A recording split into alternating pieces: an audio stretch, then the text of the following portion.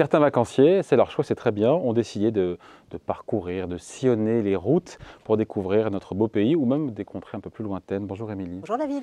Voilà, on parle de la location de voitures qui pour le coup est une bonne solution, sauf que les prix sont en train de flamber cet été. Alors pour faire simple, vous avez une pénurie de véhicules couplée à une demande en hausse avec évidemment des gens qui ont, on le sait, une soif de voyager cette année. Forcément, vous l'avez dit, des prix qui flambent. Alors le comparateur de prix, Carigami a fait le calcul.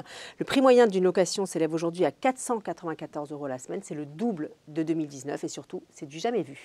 Bon, on imagine que cette pénurie, elle concerne essentiellement les zones touristiques qui, encore une fois, cette année sont prises d'assaut.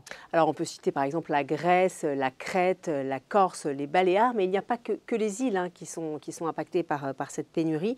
Au final, toutes les régions du monde sont concernées. Vous imaginez dans des pays comme les États-Unis ou l'Islande où effectivement la voiture est indispensable, comme ça peut être compliqué pour circuler. Donc évidemment, les gens qui en tout cas ont les moyens n'ont pas d'autre choix que de se rabattre sur du très haut de gamme. Mais pardon, ce problème de pénurie, Émilie, il est directement lié, on le sait, on l'a commenté ici, à la pandémie qui a été la crise du Covid qui est apparue il y a 2 ans, au printemps 2020, mais c'était il y a 2 ans, quoi. Alors, rappelez-vous, à l'époque, effectivement, on ne savait pas du tout si on allait pouvoir partir en vacances. On était tous terrés chez nous. Du coup, les loueurs, ils ont considérablement réduit leur stock, car évidemment, l'immobilisation d'un véhicule, ça leur coûte des sous.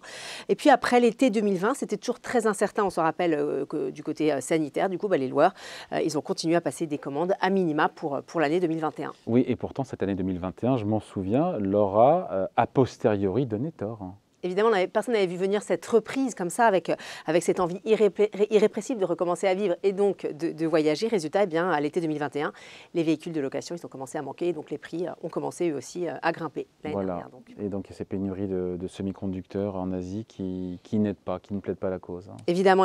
Alors, pas de puce, ce qui dit pas de puce électronique dit pas de voiture. Et à chaque soubresaut de l'épidémie en Asie, principalement en Chine, c'est évidemment toute la chaîne d'approvisionnement qui est impactée. On l'a vu d'ailleurs récemment avec le reconfinement à Shanghai et puis la guerre en Ukraine aggrave encore plus le problème puisqu'on le sait, le pays abrite de nombreux sous-traitants de composants de voitures. Voilà, et dans ce contexte de pénurie, il se trouve que, et c'est intéressant, les constructeurs préfèrent livrer, c'est un peu normal, ceux qui payent le prix fort. Oui, ceux qui payent le prix fort, ce sont les particuliers. Donc effectivement, les constructeurs qui, eux aussi, sont à la peine, privilégient les particuliers. Les loueurs de voitures sont servis en dernier. Et je vais vous donner un chiffre pour se rendre compte. Avant la pandémie, 200 000 voitures étaient livrées chaque année aux loueurs. On est passé à la moitié cette année. Et puis ça se ressent directement d'ailleurs sur les immatriculations. Celle des voitures de location a baissé de 54% sur les 5 premiers mois de l'année 2022, alors qu'on est qu'à moins 35% sur l'ensemble des véhicules, toutes catégories confondues. Location et achat. Bon, tout ça n'est pas fameux. Émilie, comment est-ce que les loueurs tentent dans ce contexte de s'en sortir? Alors pour faire face à cette pénurie, on continue à proposer des voitures de location, notamment cet été. Ils prolongent tout simplement la durée d'usage de leur véhicule. Il faut savoir qu'en général, les voitures, elles se reposent après 6 à 12 mois d'utilisation. Donc là, elles vont rester sur le marché quelques mois de plus. Et forcément, elles vont un peu plus s'abîmer. Les coûts d'entretien vont augmenter. Donc les loueurs n'ont pas d'autre choix que de le répercuter sur la note du client. Donc vous voyez, in fine, c'est vraiment le consommateur qui paie les pots cassés.